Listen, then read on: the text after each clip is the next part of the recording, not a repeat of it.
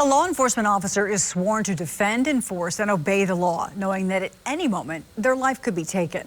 That's why a local foundation is working to give life-saving tools to law enforcement.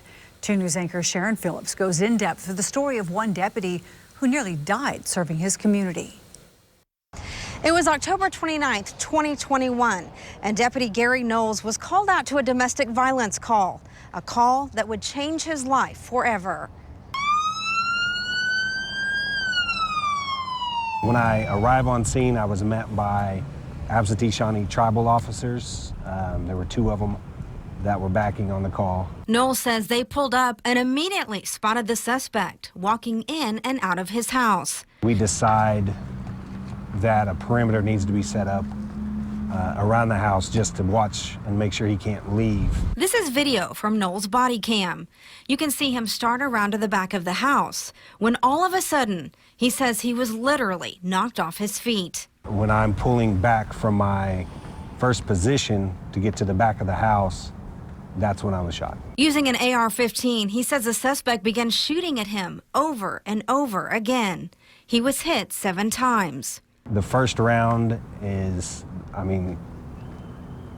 it's the round that saved my life, basically.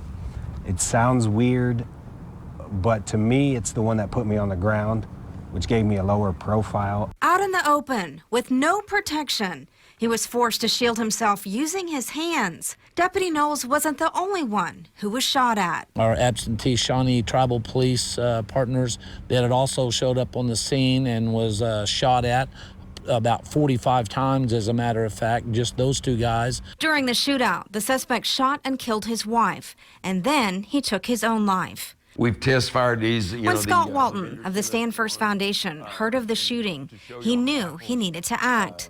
The organization provides life-saving ballistic shields to departments that have less than 100 officers or cannot afford to buy them. The ideal shield is lightweight enough that you can carry it, about 9 pounds.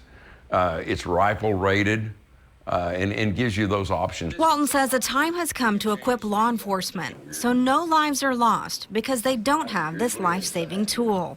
That's why the foundation awarded its first shield to the Pottawatomie County Sheriff's Office. These shields should be in every patrol car that exists.